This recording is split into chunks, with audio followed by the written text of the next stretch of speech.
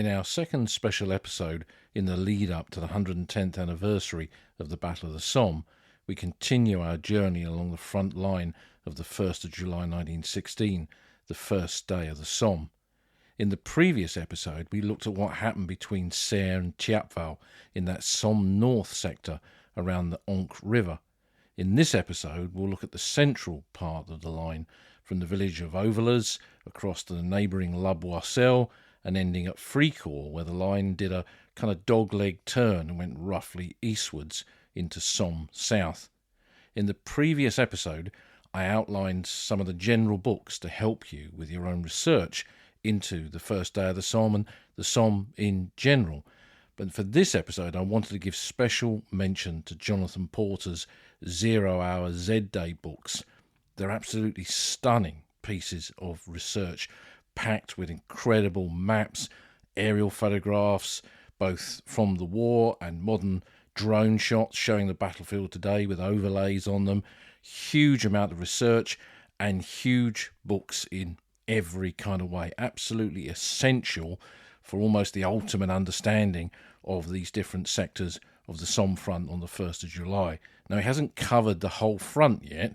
There are 2 volumes, and volume 2 covers the Fricourt battlefield, Fricourt part of this episode. And I understand, though, that others will follow, and there could be some more out this year. And what I'll do in the show notes is put a link to the website where you can buy them direct from Jonathan. I don't think they're available anywhere else. They're physically very large books, and believe me, and I'm always encouraging you to buy new books, but you will not regret buying these ones. Also worth seeking out is Lancelot Spicer's Letters from France, 1915 to 18, which was published long ago in 1979. Spicer was an officer in the 9th King's Own Yorkshire Line Infantry, who will feature in this episode and obviously feature in this story of this part of the Somme battlefield on the 1st of July 1916. And we've gone over that battalion's part in the Somme before in the podcast, because they were the ones who, on the eve of the battle, the officers met. They toasted an unpopular, were about to toast an unpopular commanding officer, when one of the men stepped forward and instead toasted, "When the barrage lifts." And Spicer used to put that phrase, "when the barrage lifts," into a national newspaper in the in memoriam column every year. And he explains all that and that story in that book. It's a great little collection of letters. He went right through the war, became a brigadier general, got the DSO and MC along the way, so he had an interesting war. And he ended up publishing another volume of war letters a generation later when his son was killed at Anzio. And because of that, they make very poignant reading. Also worth consulting in the kind of additional research you might do while looking at a sector of the Somme like this are the Powell's series of books published by Pen and Sword, which you can get from Naval and Military Press quite cheaply now. And there's a whole load that cover some of the units that are involved in the attack in this Somme central sector, from the Tynesiders, the Tyneside Scottish and the Tyneside Irish, through to the Cambridgeshire battalion. And they're thoroughly recommended because they're really intensively researched accounts of individual units and formations, and will add that kind of next layer to your knowledge connected to ground like this. But I think that's enough for books for the moment. Let's begin.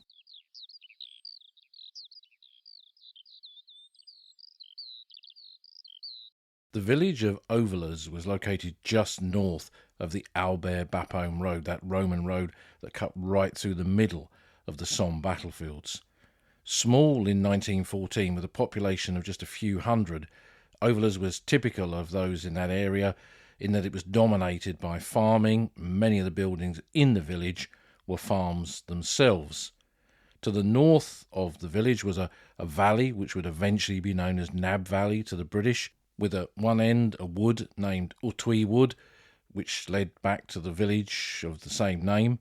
To the east was the continuation of a long valley leading to the next village, Ovillers, and just over the rise from Ovillers, towards the northern area of the Somme battlefields, was a farm, a regimental headquarters for German units in this area, a farm known as Ferme de Mouquet Farm, eventually to the British and the Australians, Moocow Farm, Mucky Farm, so many names.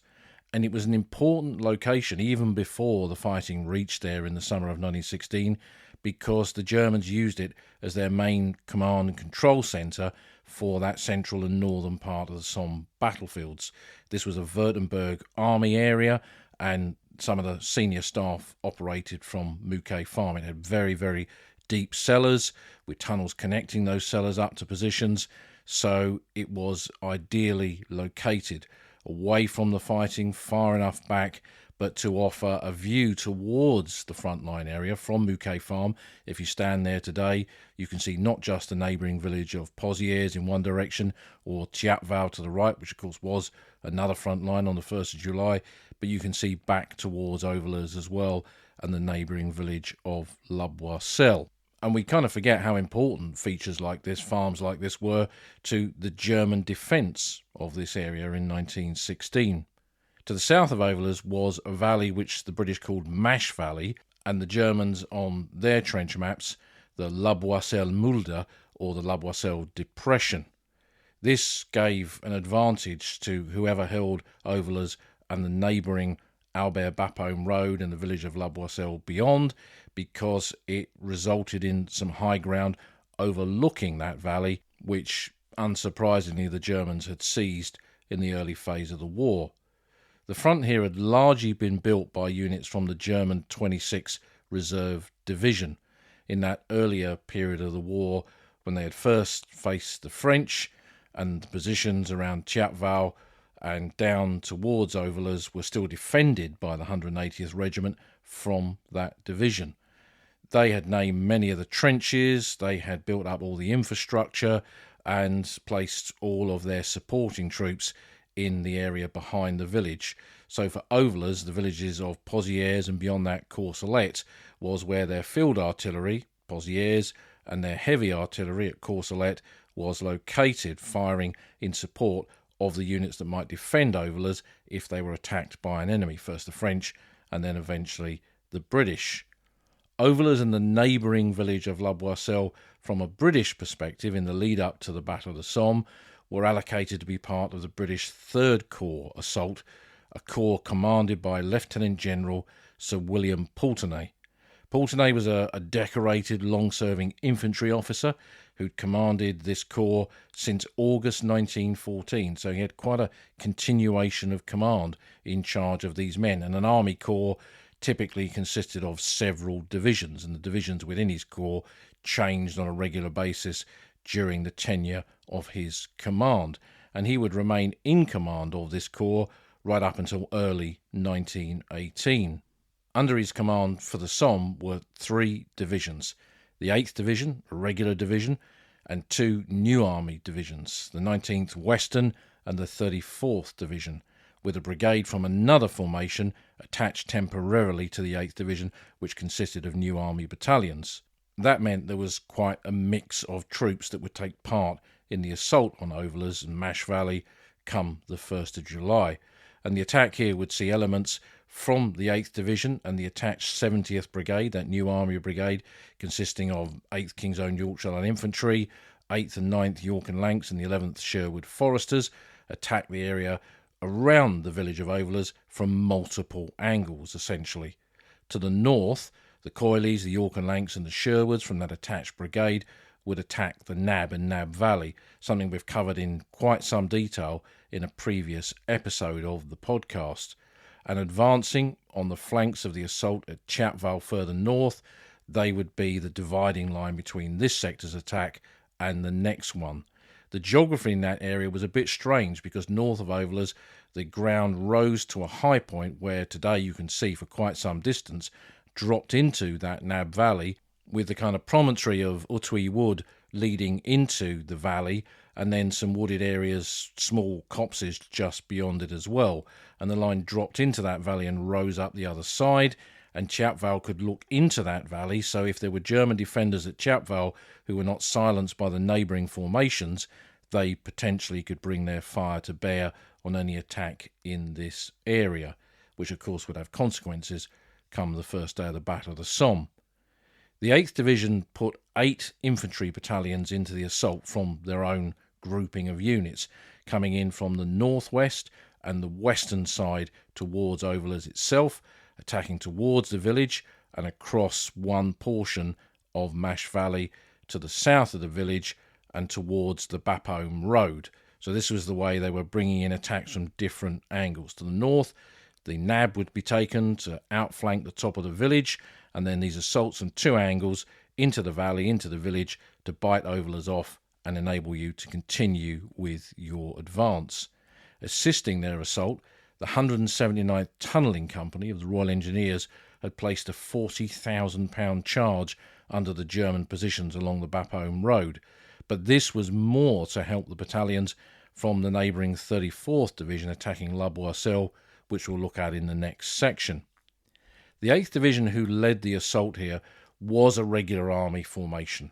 By 1916, as we've spoken about with other formations that took part in the first day of the Battle of the Somme, with the exception of new army formations and POWs formations, the ones that had been there from the very beginning had undergone a great change since the start of the war. Regular battalions with regulars and reservists, volunteers who joined up before the war, men who'd seen service, come out of the army and gone on the reserve.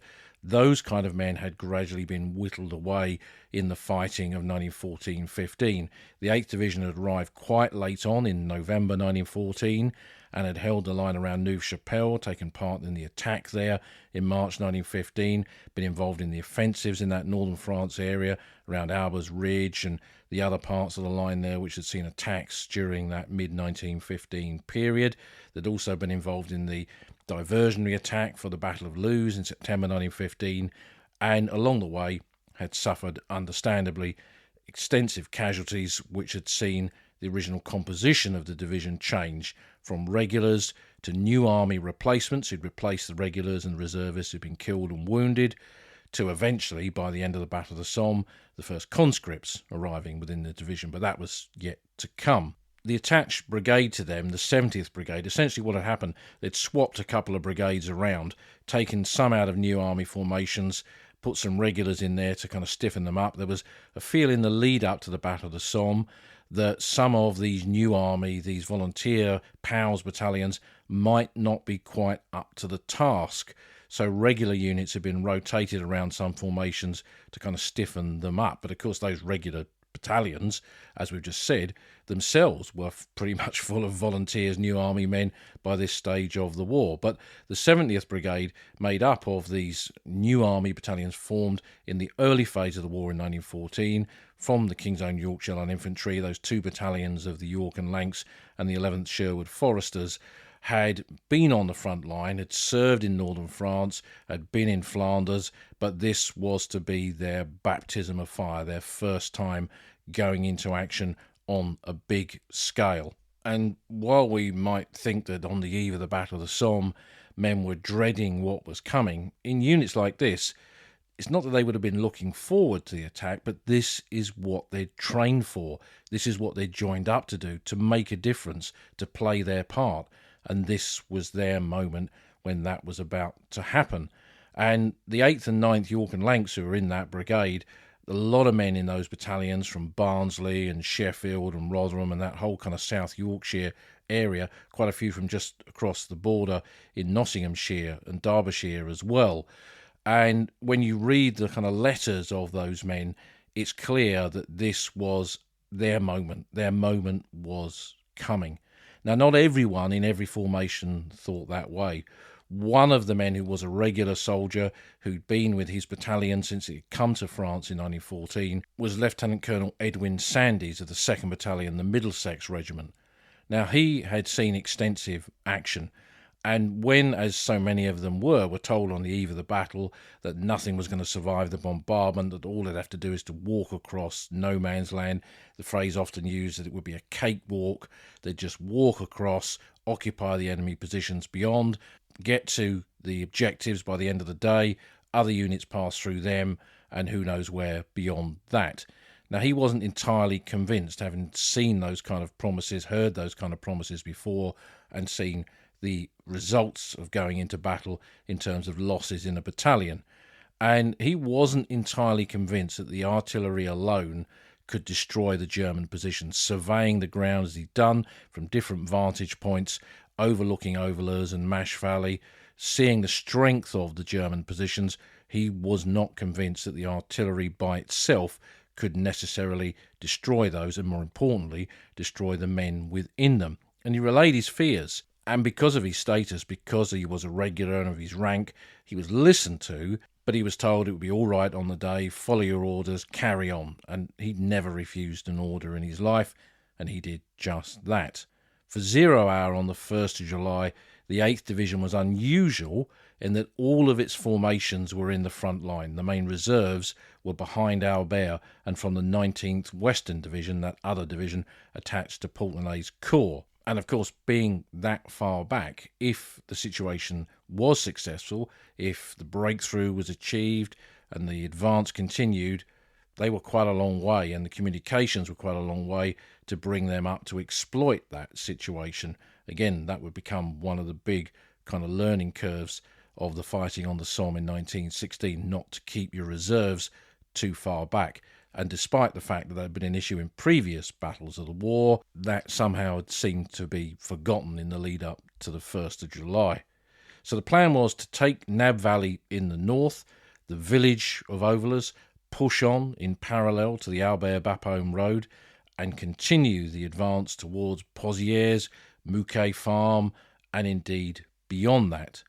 As 0 hour came on the 1st of July, in the northern sector, the attack by the new army battalions of that 70th Brigade, attached to the division, got into the German lines after 0 pretty quickly around the Nab. But the casualties were catastrophic in that attempt to get into the German lines, and with the follow-on waves, more and more men went down as they were cut down in the open as the Germans had time to react, and fire was now coming at them from all directions. Indeed, fire from around Chapval added to the storm which hit them, and the losses here were the highest in the whole division, which is saying something really. All of the battalion commanders in that brigade were casualties, 2 of them killed, and heavy losses amongst other officers, NCOs and men. The 8th York and Lancs, one of those 2 York and Lake battalions in the brigade, alone lost 21 officers and 576 men, of around 700 to 800 that had gone into action.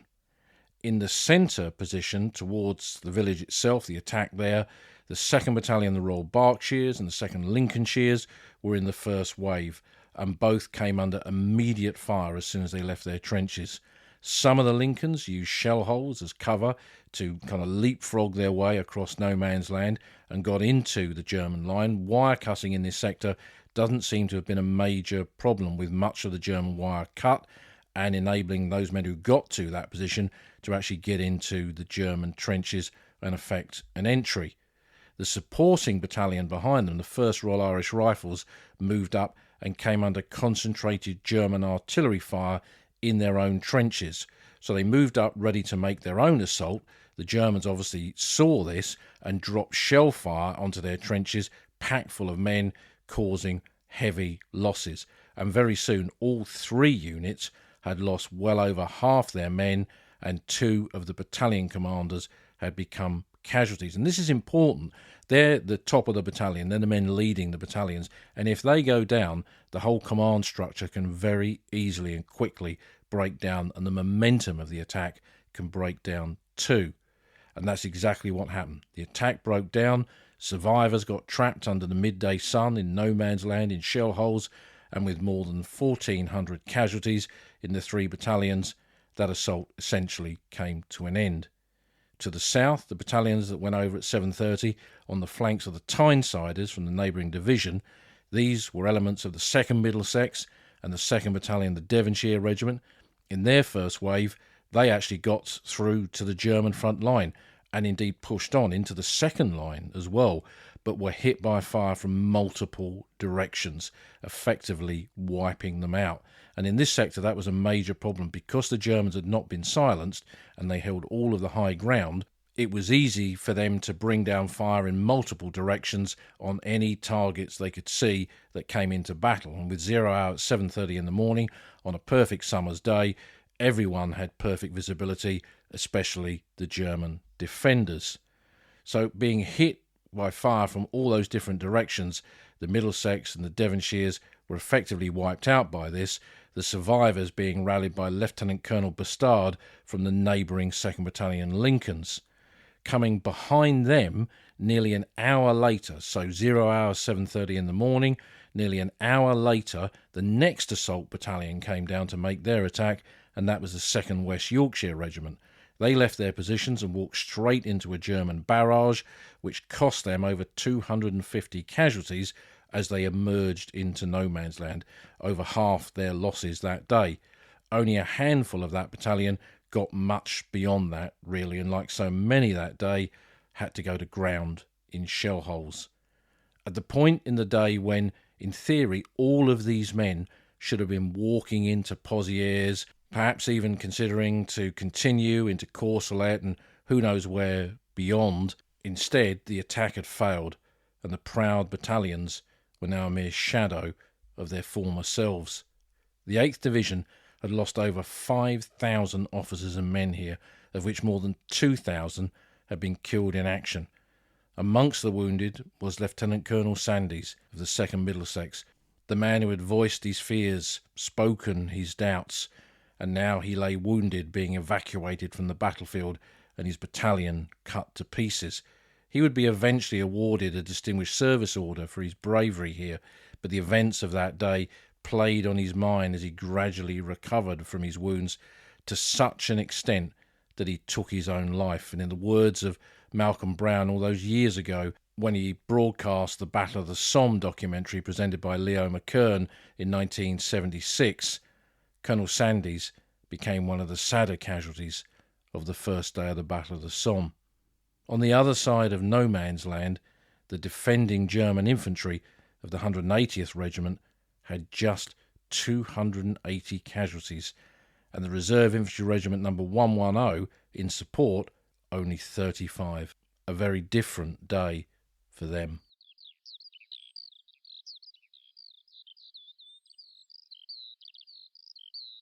The village of La Boisselle was the twin to Ovillers in many ways. A similar-sized grouping of farms and houses, it sat to the south on the other side of the long valley which stretched towards Ovillers, and it straddled the Albert-Bapaume road.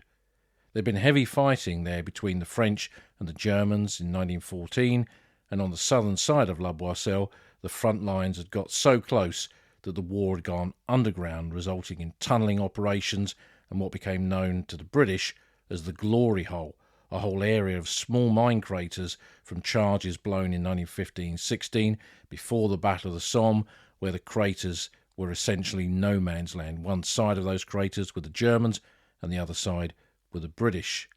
South of the village too was another long valley which extended towards the village of Contalmaison, known as Sausage Valley because of a German observation balloon there. This sausage-shaped balloon, it kept popping up and down, and that is what gave the valley its name. And the neighbouring valley on the other side of La Boisselle, if you have a sausage valley, you've got to have a mash valley as well, and that's how it got its name.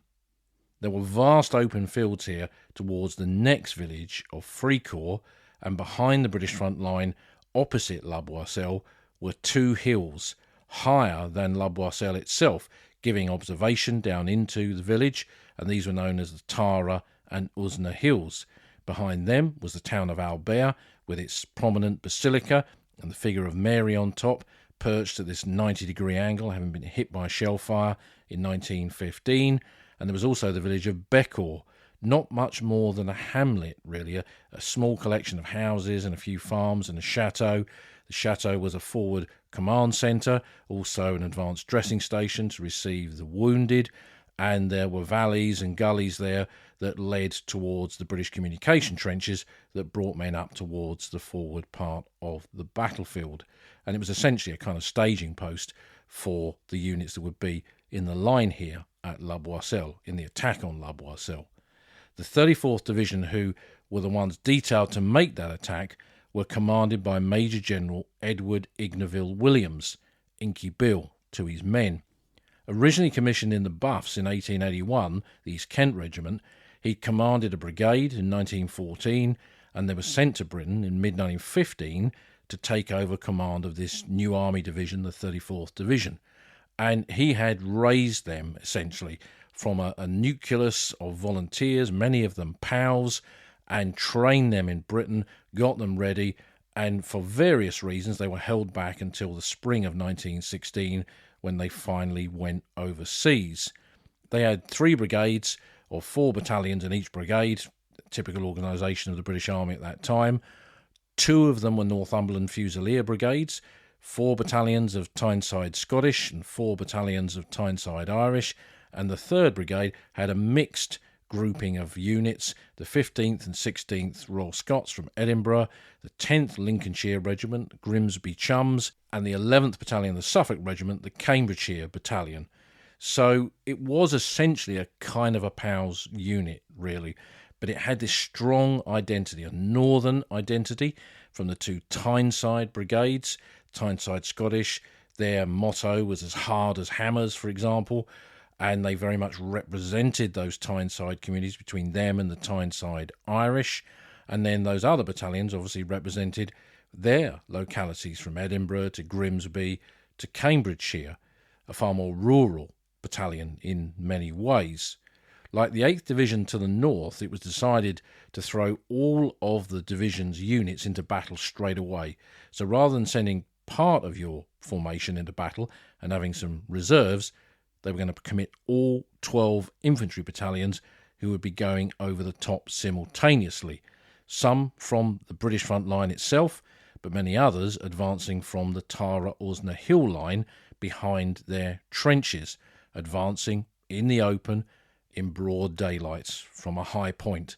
Today that might seem ludicrous, but you've got to remember that they really did believe that nothing was going to survive this bombardment. So it didn't matter that you were sending troops over from a high point, which could be seen from miles around in broad daylight.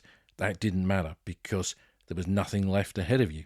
Their task was to take the area around the village of La Boisselle, with 4 battalions on the left attacking close to Mash Valley, and the other units advancing down Sausage Valley towards Contalmaison and Pozières beyond, and that's where they would meet up with the other formations of the 8th Division attacking north of the Albert-Bapaume Road. The Weissap mine, which we mentioned earlier, constructed by 179 Tunnelling Company, Royal Engineers, that would help them in Mash Valley with a £40,000 charge placed underneath the German positions that overlooked the valley from the edge of the Albert-Bapaume Road. But in the preparation for the planning of that mine, the discussion grew as to whether to blow it early. This kind of discussion had happened on other parts of the front, most notably with the Hawthorn mine at Beaumont Hamel. And the idea was if you blew it early, you could allow a first wave of assault to occupy the crater and give them the dominance over that ground. In the end, that wasn't done here, and the mine went off at 7:28 a.m, at the same time as the Lochnagar mine, a £60,000 charge, went off underneath the German positions called the Schwaberhoer at the entrance to Sausage Valley.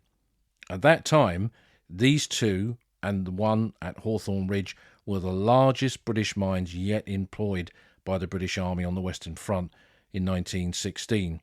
So a significant kind of turning point in the use of offensive mines in this way. But at Weissap, the Germans had infiltrated the British telephone system by tapping into it. So the telephones were connected up by wire, and if you could dig your way into the enemy's telephone line system, you could attach your own receivers to it and you could pick up their messages, which is exactly what the Germans did in this sector. So they knew of the mine, the location of the mine, and it is said that they also heard the final message, hoping for success, that was passed down to troops in the frontline area opposite La Boisselle on the eve of the attack, and they evacuated their men from around those key positions to avoid casualties as a consequence of that. So that meant at 0 hour, 7:30 a.m, when the units on the left advanced into Mash Valley, the Germans knew they were coming, and had survived pretty much intact, despite the bombardment, despite the wire cutting, despite the explosion of the Wysat mine, and they were able, therefore, to lay down lethal fire. These battalions of the Tyneside Scottish were cut to pieces, with the battalions of the Tyneside Irish on the right suffering a similar fate. Coming from behind in broad daylight, with sunshine glinting on their fixed bayonets, were those remaining Tynesiders walking down from the Tara Usna hills straight into machine gun and shell oblivion. Prominent on that high ground, observed by the enemy, perfect targets for those machine gunners and the artillery observers who cut that formation to pieces.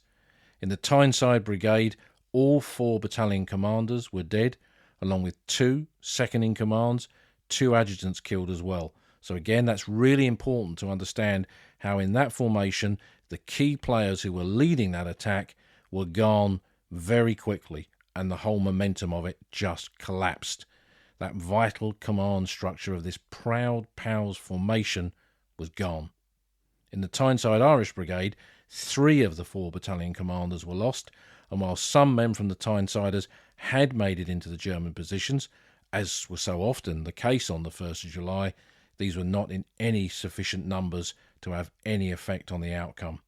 In their first battle, these tough Tyneside POWs had been destroyed, and their families across the northeast would be thrown into mourning as a consequence of these terrible losses here on the first day of the Somme. That mixed brigade of the division, with the Suffolks and the Royal Scots and the Lincolns, they advanced into the German lines around the Lochnagar crater. Following the explosion of the mine there, they had advanced and got into the German positions relatively quickly. The 15th and 16th Royal Scots had continued. They pushed on to the spur between Contalmaison and Fricourt, and despite German counterattacks, small parties of these men had actually made it into Contalmaison village on the 1st of July, where sadly they were surrounded and annihilated according to the German accounts. So many of these individual battalion accounts, stories of the 1st of July, and indeed so many other battles beside, really deserve their own podcast. So you can see that I will never run out of material when there are so many stories still to tell. Those 2 battalions of the 15th and 16th Royal Scots lost nearly 1,000 men that day, which likely accounted for 2 in every 3 of those who went over the top.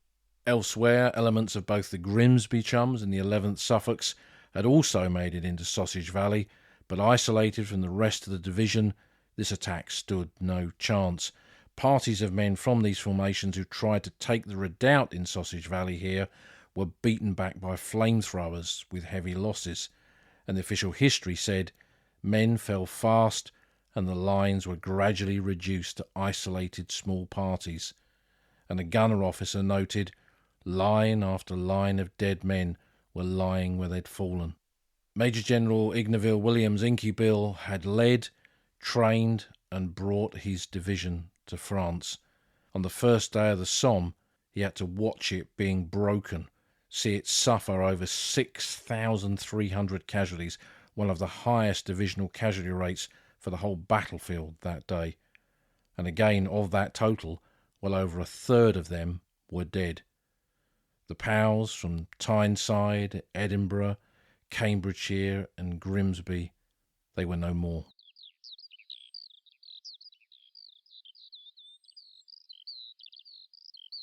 Fricourt was a very different village to Ovillers and La Boisselle.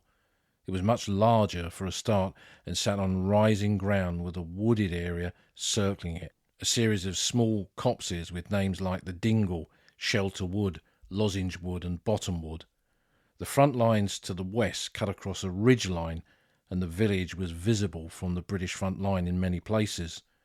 Behind the British front line, was the village of Becordel, the staging point for this part of the line, with the village of Miaults a bit further back and closer to Albert just beyond that. The line came down from La Boisselle, crossing the large open fields, and just west of Fricourt, mining activity before the Battle of the Somme had resulted in a crater field of mine craters at a position called the Tambour. It then did this dog-leg turn, following the contours of the ground, went up the hill to the next ridgeline in an area known on the maps as Bois Français, French wood, and across the ridgeline there towards the next sector. This area was part of the 15th Corps, commanded by Lieutenant General Henry Horn, a gunner who'd been commissioned in 1880 and had served in France and Gallipoli before he took command of this corps. Later in the war, he'd be promoted to command 1st Army. For the attack on Fricourt, his headquarters was 8 miles away in Highley, a village with a number of casualty clearing stations to receive the wounded. His was a new army sector with the 21st Division, veterans of Lewes, so different to some of the new army battalions that would take part in the first day of the Somme. They'd been in a battle before, the Battle of Lewes.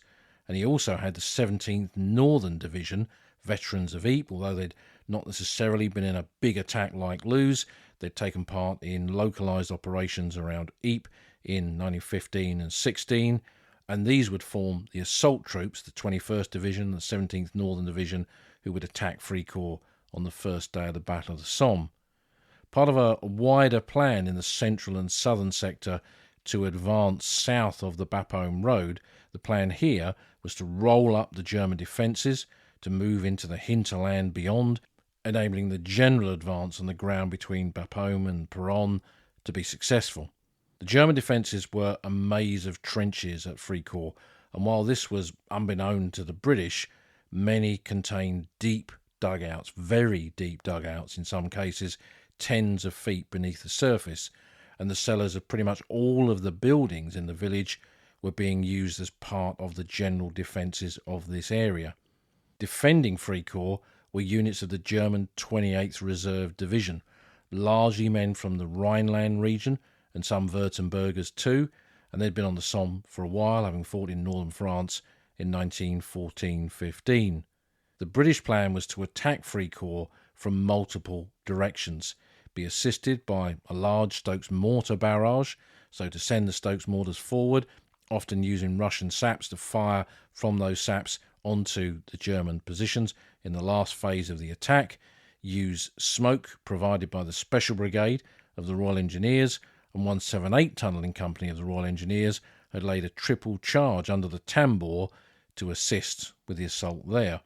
Given that Horn had been a gunner, the artillery plan here was more flexible and sophisticated than other sectors, with a plan to use a rolling or kind of creeping barrage, but the actual number of guns used in that bombardment was later considered not to be enough to have had the desired effect. So while there was a willingness to change in the use of artillery, and the Somme saw an unprecedented amount of shells, munitions available from the bombardment, when often you analyse the power of that bombardment in terms of square feet of ground hit by shell fire, it's just not enough. And that also became one of the lessons of the use of artillery on the battlefield as a consequence of the Battle of the Somme in 1916. There were 3 brigades in the assault from the 2 divisions, totaling 12 battalions of infantry, who were scheduled to make the attack, one of those 3 brigades from the 17th Northern Division and the other 2 from the 21st. Given the nature of the units who made up those different brigades, it was very much a Yorkshire battlefield here at Fricourt, with the Yorkshire Regiment itself, the Green Howards, the East Yorkshire Regiment, the West Yorkshire Regiment, the York and Lancaster Regiment, and the King's Own Yorkshire Light Infantry, as well as other northern regiments like the Durham Light Infantry and the Northumberland Fusiliers, present amongst the battalions in both divisions. While these weren't necessarily POWs battalions, they were locally recruited, and you didn't have to be a POWs unit recruited in a particular city or town or locality for the losses within these units to have an effect on a region, something you see throughout the casualties in different units, not just on this first day of the Somme, but in many ways all 141 days of it. At 0 hour on the 1st of July 1916, 7:30 a.m, the assault went in, and like many areas, discovered that the Germans had been largely unaffected by the bombardment. They had sheltered in those deep dugouts and in those cellars, protected from British shell fire, and then emerged once the bombardment had moved on. And even despite the explosion of those mines at the Tambor, still the Germans were there, ready and waiting for the attack. In the northern area in the battle for Fricourt, units were attacking uphill, while opposite Fricourt itself, battalions like the 10th West Yorks and the 7th East Yorks moved downhill on a gradual gradient towards the edge of the village. Withering fire in all these locations cut these units to pieces, and while they faced the fire in the most gallant manner, as one account said, the end result was the same: terrible losses. As at La Boisselle, small parties of men reached the German front line and even the support line, but in too small a number. Where the 9th and 10th King's Own Yorkshire Light Infantry went over the top, a Russian sap was used. This was a tunnel dug underneath no man's land and then blown at 0 hour to allow the men to exit at the far end. While that was used here, the Germans still brought up machine guns and fired them at close range onto the attacking troops from the parapet of their trenches. Despite this and the losses that ensued, the units pushed on, and to the south, the 10th West Yorks had overrun the German lines with almost half the battalion, when the remainder took heavy fire coming in to join them. The commanding officer, second in command, adjutant and most of the company commanders in the 10th West Yorks were killed, and the battalion lost all of its officers by the end of the day.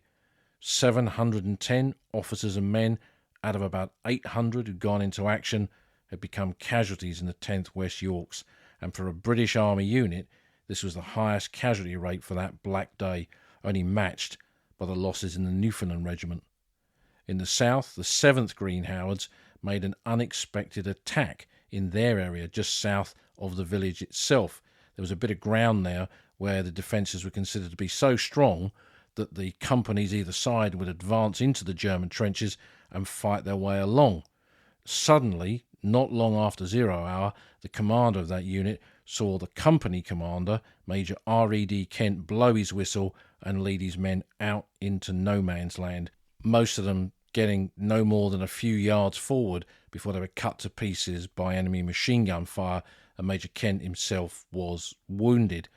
You might have thought that he would be court-martialed for something like that, leading his men against all orders into a pointless and futile attack which cost many of them their lives, but typical of the army, they shuffled him sideways and he went off to become the commander of a battalion of the East Yorkshire Regiment and was killed with them on the Chemin des Dames in May 1918, and with his death all chance of understanding those orders he'd given on the first day of the Somme were lost. By the evening of the 1st of July 1916, here at Fricourt, enclaves in the German position around the village had been made, but at great loss to the attacking battalions. Fricourt itself was still in German hands, and the central part of the main assault had completely failed. Horn's men had a heavy casualty list. The 21st Division had lost over 4,200 men here, and the units attached from the 17th Northern over 1,100 casualties. Despite the mines, despite the smoke, the artillery plan, and the clever use of artillery, the failure to silence the garrison of Fricourt and kill it allowed only one outcome: disaster, heavy losses in the open in no man's land, mirroring the wider problem on the Somme on that first day.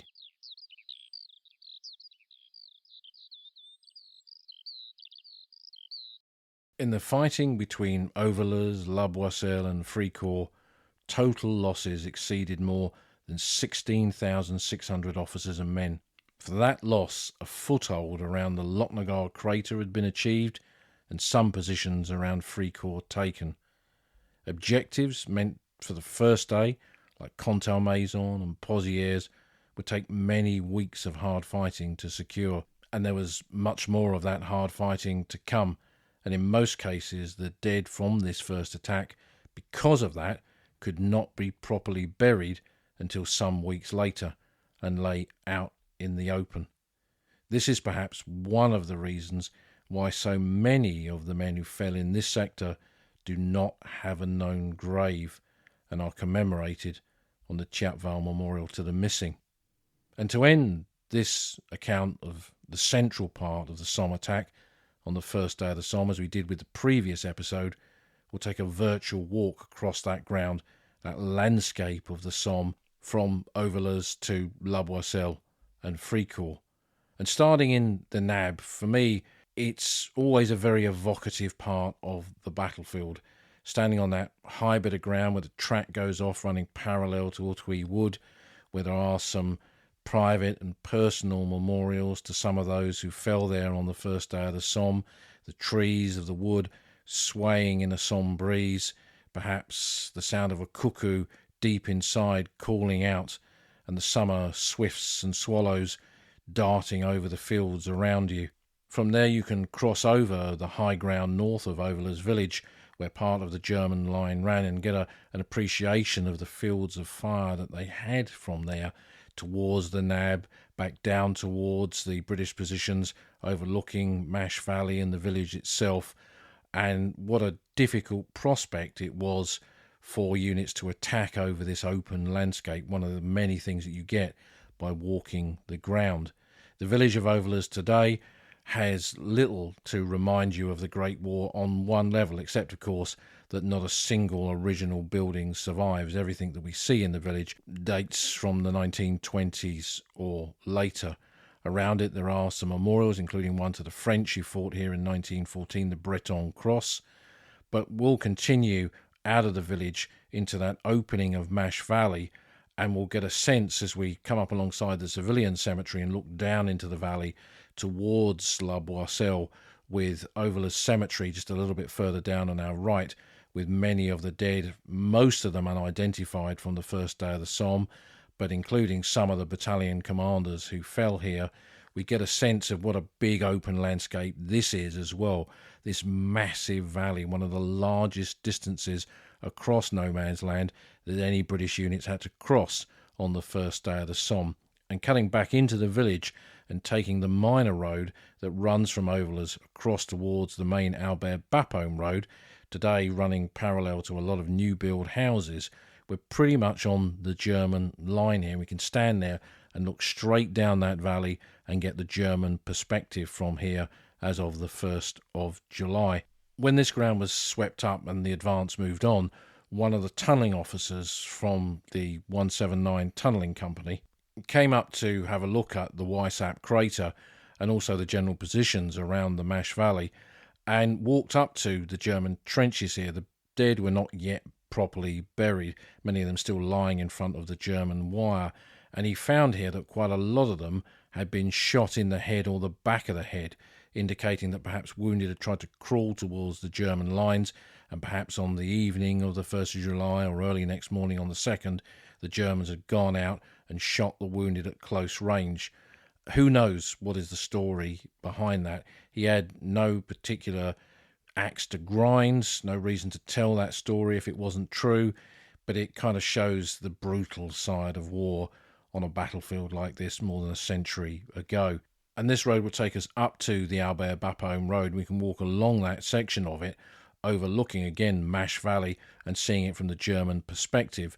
The Weissap mine was filled in the mid-1970s, so it exists in memory only now. You used to be able to see a mark in the field here for many, many years until the early 2000s, when they built a whole load of houses on the spot where the crater had been. I mean, who builds houses on former mine craters? I don't know.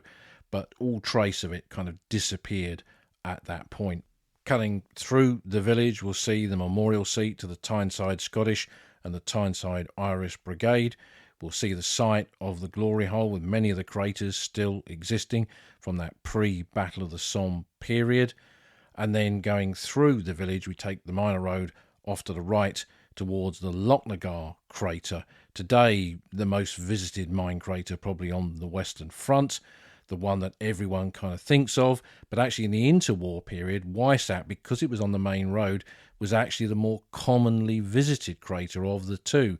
Lochnagar, down a cart track, a dirt track that it would have been at that time, was often inaccessible to the types of vehicles that brought battlefield pilgrims to these places in that interwar period.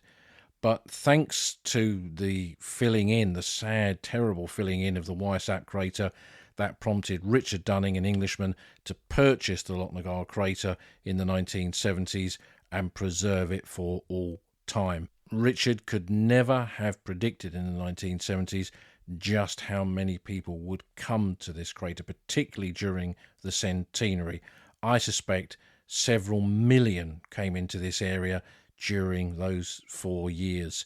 So his act of generosity of purchasing this mine crater, this bit of the old front line, was a way of ensuring that something like this survived. And it is just as impressive. I mean, I've been visiting it for over 40 years. When I stand on the edge of it and look down into its depths, this is, I guess, where we can understand the power of that underground war, that aspect of the troglodyte war of the Western Front, by looking into the gaping mammoth hole that the Lochnagar crater became as a consequence of the explosion of that massive charge here on the first day of the Somme. We can follow the track beyond it, and it's a great walk to do, to cut down into the valley and up into those big open fields and the ridgeline north of Fricourt. It will take you, if you go off to the right, to a lone tree out in the fields. It's something you can see for quite a distance in that area. It's one of those lodestars to me, a place that I always look to when I'm in that part of the Somme, because that tree is located right on the site of the British front line on the 1st of July, and you've got your marker, your beacon to what happened there. And it's great to walk down to it and stand there and survey that ground from La Boisselle down towards Fricourt and see those big open fields where battalions like the 9th and the 10th King's Own Yorkshire Light Infantry and so many others went over in broad daylight into that ground trying to get into the German lines. Walking down from there, it brings you to Fricourt New Military Cemetery. This was the downward slope where the 10th West Yorks and the 7th East Yorks walked into the German fire from the tambour and the village itself. And within that cemetery is the grave of the commander of the 10th West Yorks. His second in command, Major Knott, was also once buried there, but his father had the remains removed after the war and taken up to Ypres Reservoir Cemetery to be buried alongside his brother. It's a cemetery dominated by two cap badges, the Rocking Horse badge of the West Yorkshire Regiment and the badge of the East Yorkshire Regiment. And amongst those graves is a young lad from Hull, Albert Barker, who was killed on the first day of the Battle of the Somme, aged 16.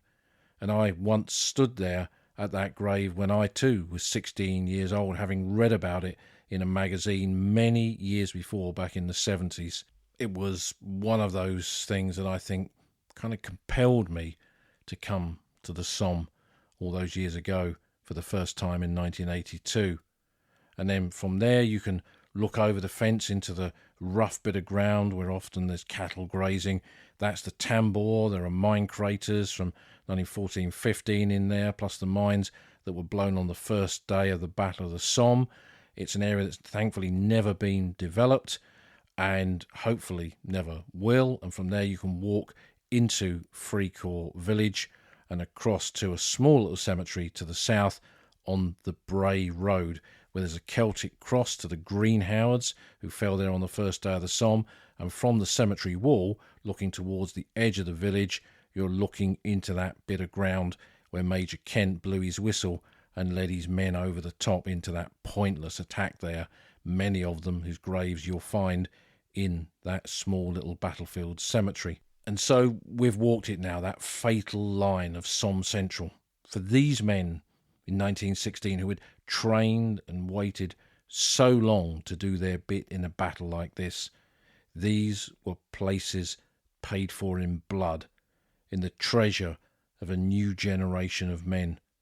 And this ground, for them, would forever be their old front line.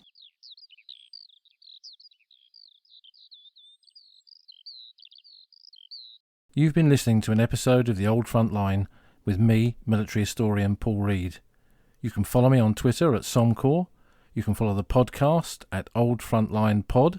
Check out the website at oldfrontline.co.uk, where you'll find lots of podcast extras and photographs and links to books that are mentioned in the podcast. And if you feel like supporting us, you can go to our Patreon page, patreon.com/oldfrontline, or support us on Buy Me a Coffee at buymeacoffee.com/oldfrontline. Links to all of these are on our website. Thanks for listening, and we'll see you again soon.